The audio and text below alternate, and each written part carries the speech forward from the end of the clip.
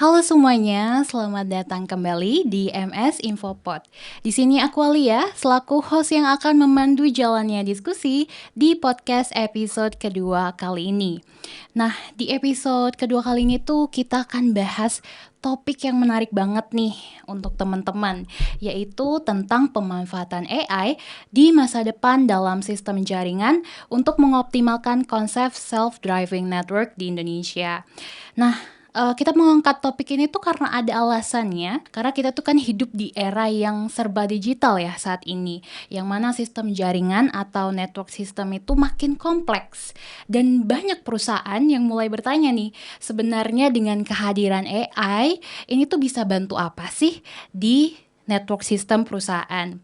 Nah, buat ngejawab itu semua, kita bakal ngobrolin salah satu konsep atau sistem jaringan yang canggih banget, yaitu self-driving network. Dan pastinya di podcast kali ini tuh aku nggak sendirian teman-teman. Di sini aku udah ada kehadiran 2 bintang tamu spesial yang expert di bidang ini. Yang pertama ada Pak Bagus Pradipta atau yang biasa dipanggil Pak Dipta. Mungkin aku ingin menyapa terlebih dahulu narasumber kita yang pertama ini. Halo Pak Dipta. Halo, ya. Gimana kabarnya? Sehat Pak? Sehat. Sehat. Mungkin bisa nih menyapa audiens di Oke. rumah ya gitu. Terus menyapa nama Pak Dipta, lalu background profesi Pak Dipta tuh apa sih? Oke, ya. Silahkan. Halo, teman-teman semua. Kenalkan, saya Dipta dari SP Networking. Ya, saya sebagai pre-sales engineer. Terima kasih. Oke, itu dia tadi perkenalan dari satu narasumber kita. Terus kita kedatangan juga nih narasumber lainnya yang nggak kalah keren nih, yaitu ada Pak Andreas Pantasaragi atau biasa disebut Pak Andreas. Pak Andreas mungkin bisa menyapa audiens yang sedang menonton di rumah. Iya, halo teman-teman semua. Saya dari PT Mitra Solusi Infocom sebagai wireless engineer. Oke, terima kasih Pak Andreas. Nah itu dia tadi perkenalan singkat dari 2 narasumber kita yang luar biasa yang udah hadir di podcast kali ini nih. Selanjutnya lanjut aja, kita bakal kupas tuntas tentang penggunaan AI di dunia networking, mulai dari konsep dasarnya, manfaatnya, sampai bagaimana implementasinya di Indonesia. So, tanpa berlama-lama lagi, let's dive in. Mungkin untuk mengawali diskusi kali ini ya, aku pengen buka pertanyaan dulu nih ke Pak Dipta. Udah siap Pak Dipta? Siap. Oke, Pak Dipta, sebenarnya sesuai konsep kita yang tema yang kita bahas di hari ini ya, apa sih sebenarnya yang dimaksud dengan self-driving network Pak Dipta? Gitu, apakah ini tuh sebuah konsep sistem jaringan yang full dikendalikan AI? Dan kenapa sih konsep ini tuh self-driving network tuh jadi penting banget di era sekarang ini? Oke.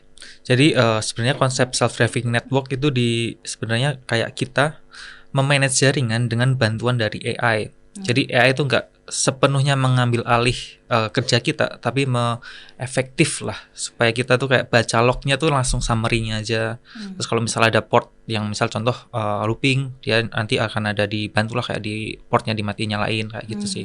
Jadi nggak sepenuhnya AI yang mengambil alih kerjaan kita. Ntar kita kerja apa? Kayak jobless gitu Iya. ya. Iya, karena kadang kan AI ini katanya bakal take over gitu profesi gitu. Jadi Harusnya enggak sepenuhnya ya.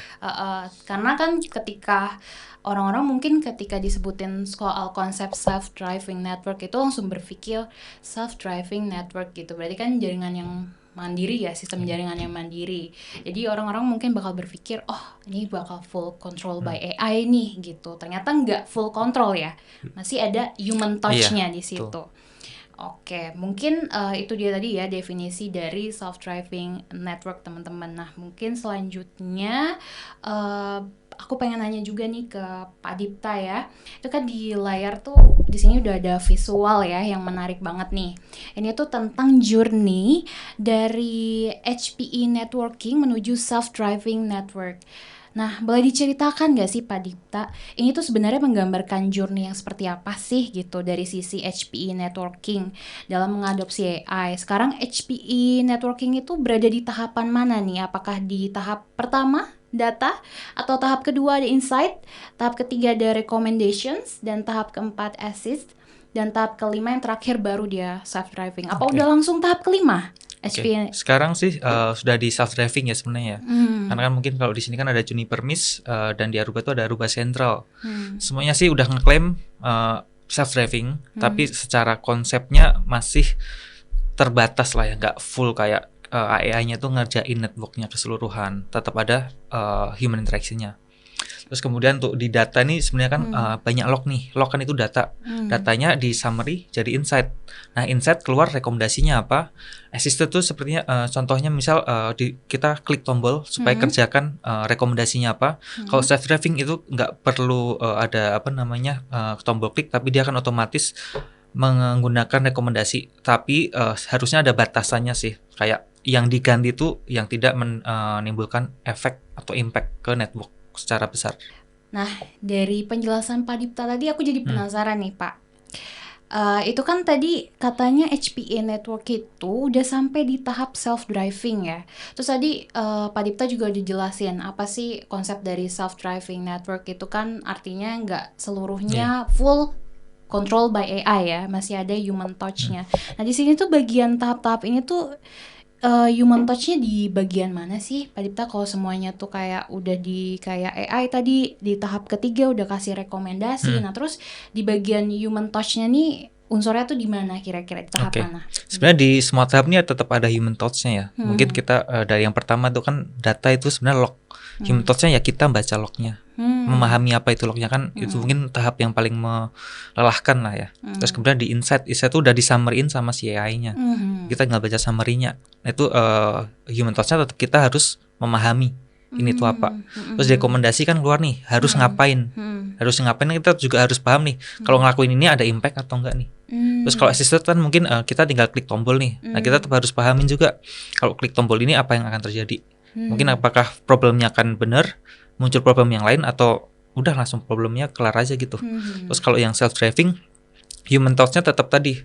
Kita yakin nggak nih, misal dari beberapa step yang tadi dilakukan AI, step ini tuh benar-benar menghilangkan problem dari network kita, seperti itu sih. Atau enggak gitu ya. Iya, tetap kita harus memahaminya. Berarti ya benar-benar nggak full control by AI ya. Betul. Gitu. Mungkin lebih tepatnya masih belum percaya lah. Masih belum percaya. Masih belum percaya. Gitu. Oh, kalau misalnya AI udah terpercaya, bisa kemungkinan? Mungkin bisa jadi dengan sampel yang ada saat ini kan mungkin dari banyak customer dan lain-lain, dari internal kita juga ada kan ngambil sampel, mungkin AI-nya maksudnya dikerjakan lebih banyak lah. Dia melakukan banyak hal, dia punya database yang banyak buat melakukan hal yang mungkin akan membantu kita ke depannya. Berarti udah cukup canggih juga ya. Untuk misalnya manage network dengan tim IT yang sedikit lah, karena lebih menghemat waktu lah, seperti itu. Nah, Pak Dipta tadi kan udah jelasin ya, tahap di HPE sendiri udah sampai di tahap self driving ternyata. Nah, kemudian kalau yang dilihat dari sekarang ini Pak Dipta, kebanyakan customer di luar sana itu biasanya tuh ada di tahap mana sih dalam journey ini? Apakah mereka udah di tahap 5 di self driving atau belum nih? Sebenarnya nih rata ya, mungkin yang 1, 2, 3 nih udah lumayan banyak, yang 4, 5 mungkin yang udah pakai produk dari kita. Itu sih. Jadi ya lumayan rata sih persebaran dari tahapan ini di network yang ada di Indonesia ya. Udah lumayan rata udah berarti. Lumayan rata sih, tapi masih mungkin ya sekitar 10% di self driving kan. Yang lainnya mungkin masih di 90% tuh tahap 1 sampai 3. Oke. Padahal tadi kalau dari penjelasannya konsep ya kalau udah self driving tuh bakal useful banget sih ya. Gitu, bakal lebih efektif dan membantu juga ya. Betul. Pastinya ya. Oke deh. Tadi kan Pak Dipta udah banyak jelasin ya gitu, kalau di realitanya customer di luar sana tuh ya masih belum banyak lah ya yang pakai self-driving network ini. Nah mungkin aku pengen coba ulik lebih dalam dari sisi implementasi di lapangan nih Mas. Penggunaan AI dalam sistem jaringan ini kan adanya di dashboard jaringan milik HPE Networking, yaitu Aruba Central, right? Betul. Nah, dari pengalaman MSI sendiri, apakah sudah banyak klien yang mulai mengadopsi AI di Aruba Central? Apa yang biasanya mendorong mereka tuh pakai AI di Aruba Central dan gimana sih pengalaman implementasinya sejauh ini? Kalau untuk pengalaman implementasinya sejauh ini sih so far so good ya. Dan yang mendorong setiap user juga tadi karena di Aruba Central itu memang lebih mudah sih. Kayak ketika kita mau lihat suatu misalnya ada trouble atau isu, itu kita bisa cek dari event lognya. Jadi kita bisa baca gitu kayak apa yang harus dilakuin gitu, apa yang harus kita setting atau kita tuning dari sisi WiFi itu misalnya. Tapi tadi ada pertanyaan yang belum terjawab. Apakah udah banyak klien yang mulai mengadopsi AI di Aruba Central ini? Ya sudah ada beberapa user yang dia juga dari sebelumnya belum menggunakan Central, sekarang sudah menggunakan Central. Seperti itu sih. Oke. Tapi sebenarnya udah banyak yang familiar belum? Untuk familiar sepertinya sih kalau untuk di teknologi saat ini harusnya sih udah beberapa perusahaan udah familiar ya. Cuman untuk permintaannya rata-rata masih banyak juga yang untuk POC seperti itu sih. Gitu. Untuk trial dulu gitu sih. Oke. Nah, sejauh ini tuh lebih banyak untuk penggunaan di data center network atau di campus network nih untuk demand yang AI di Aruba Central ini? Kalau yang di customernya MSI Infocom sih di rata-rata masih di campus ya. Masih di campus ya? Ya, campus network seperti itu. Nah, mungkin kalau dari HPE sendiri, bagaimana demand untuk AI di Aruba Central ini? Apakah sejauh ini tuh lebih banyak untuk penggunaan di data center network atau campus network? Oke, kalau untuk sentral bener tadi kata Pak Andreas, tetap di kampus ya. Karena memang fungsinya utama sentral tuh masih di kampus.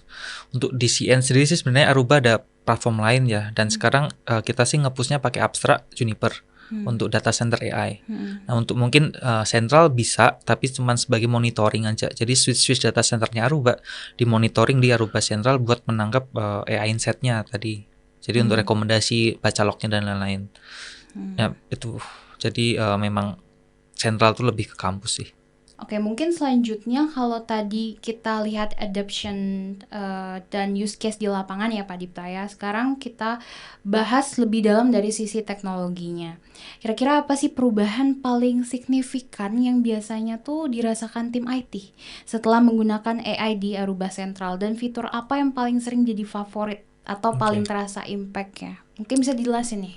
Oke, fitur yang paling utama ya tadi AI Insight, dan yang impact-nya tadi rekomendasi. Jadi dia langsung cari akar permasalahannya apa, harus ngapain. Jadi lebih cepatnya di situ, efektif. Oke, tapi di situ masih ada unsur human touch-nya. Tetap harus ada. Harus ada gitu. Berarti belum benar-benar lepas gitu. Belum, karena kalau di network kan sering berkaitan ya. Contoh yang problem ternyata DNS server. Ya kan Aruba Central nggak manage DNS server mereka tuh. Nah, mereka tetap harus touch si DNS servernya kayak gitu sih. Contoh. Oke. Kalau dari Pak Andreas sendiri gitu, kalau dilihat dari adoption dan use case-nya di lapangan sekarang, apa sih perubahan yang paling signifikan yang biasanya dirasakan tim IT setelah menggunakan AI di Aruba Central gitu, dan fitur apa yang paling jadi favorit ya gitu dan terasa impact-nya? Samakah kayak penjelasan Pak Dipta tadi? Iya, sama sih seperti yang dijelaskan tadi sama Mas Dipta. Tapi ada tambahan lagi tuh, kalau di Central itu dashboardnya lebih ya user friendly lah. Jadi ketika kita mau misalnya kita mau lihat status access point atau switch, jadi dia sudah terbagi-bagi sendiri seperti itu. Lalu yang kedua, di Central itu kita bisa tarik report. Jadi itu sangat membantu ya, apalagi untuk misalnya customer yang tadi Mas Dita bilang IT-nya nggak begitu banyak gitu. Jadi kita bisa tarik report bulanan, tarik log bulanan seperti itu sih. Jadi di situ sih biasanya favoritnya dan paling terasa gitu. Di Aruba Central. Impact-nya ya. Iya, di customer seperti itu. Oke. Nah, mungkin bisa tolong dijelaskan ya ke pendengar gitu Pak Andreas, dari sudut pandang customer, kenapa migrasi ke solusi sentral itu lebih menguntungkan secara total cost ownership dibandingkan tetap pakai solusi controller? Apa value terbesar yang akan didapatkan sama customer sih? Kalau dari saya POV engineer ya, di Central ini sih ketika kita subscription itu dia masuk ke license supportnya juga seperti itu. Jadi kalau controller itu biasanya ketika kita mau open ticket ke tag Aruba Engineer itu dia mempunyai separate license lah, ada license tersendirinya. Tapi kalau ketika kita migrate ke Aruba Central itu dia jadi satu sih. Jadi kita dapat license subscription Aruba Centralnya, dapat license juga untuk open ticket ke tag engineer gitu. Untuk ketika issue dan lain sebagainya, seperti itu sih. Kalau Pak Dipta sendiri gimana? Menurut Pak Dipta? Betul sih, tadi lebih sebenarnya untuk secara budget ya, mungkin dalam 5 tahun dengan fitur yang sama untuk Central tuh lebih hemat. Tadi contohnya pertama support, mungkin ada tambahan lagi nih NAC. Kalau kita subscribe Central itu udah otomatis dapat yang cloud authentication. Kita bisa integrasi sama Entra ID sama Google Workspace. Nah kalau misalnya yang pakai controller kita harus beli tambahan perangkat NAC lah. Yang mungkin kalau sebut nama kita ada namanya ClearPass. Itu butuh beli juga. Dan mungkin ada tambahan supportnya juga. Nah itu kan mungkin kalau dihitung-hitung misal selama 5 tahun bisa jadi lebih murah yang Central. Seperti itu. Gitu. Ini udah pasti lebih murah Central atau tergantung diskon? Tergantung diskon. Cepat ya jawabnya, tergantung diskonnya gimana ya. Oke. Hanya TM yang tahu. Oh, oke. Tapi sering nggak diskon? Nggak tahu sih. Nggak tahu karena sih. kita engineer ya. Kita nggak masalahin harga ya benar. Itu urusan sales lah ya. Belakang-belakang lah ya gitu. Iya. Tapi pada intinya secara total cost ownership ini solusi Central itu lebih menguntungkan ya dibanding solusi controller tadi.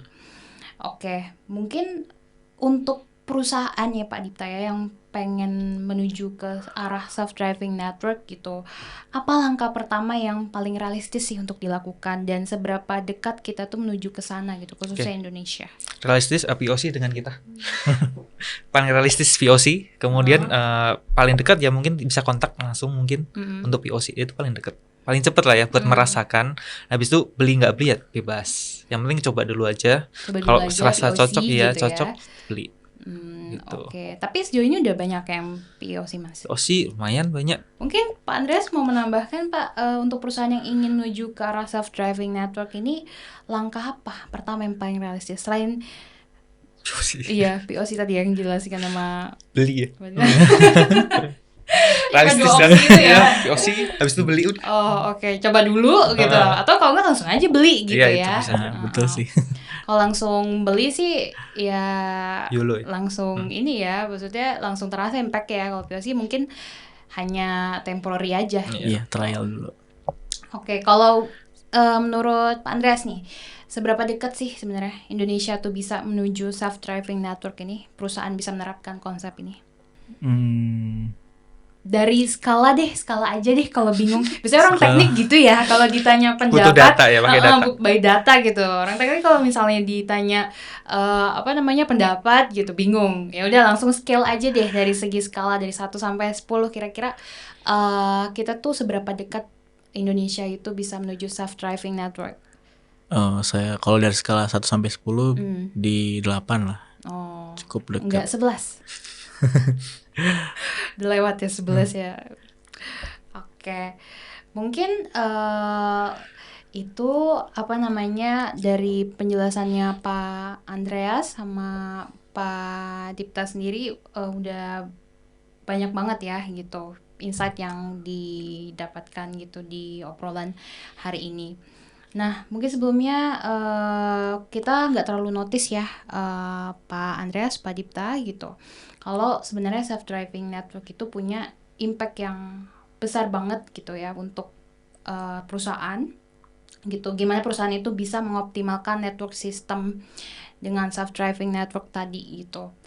Oke, mungkin itu ya, terima kasih ya kepada Pak Andreas dan Pak Dipta atas insight-nya yang luar biasa, sharing yang luar biasa pada hari ini gitu. Semoga pendengar gitu bisa terbantu gitu ya karena ya itu tadi seperti yang aku sampaikan, karena bisa jadi belum banyak yang aware tentang ini atau udah banyak yang aware tapi masih kayak nanti-nantilah gitu. Ya tipsnya buat yang kayak gitu, coba dulu aja gitu ya. Free.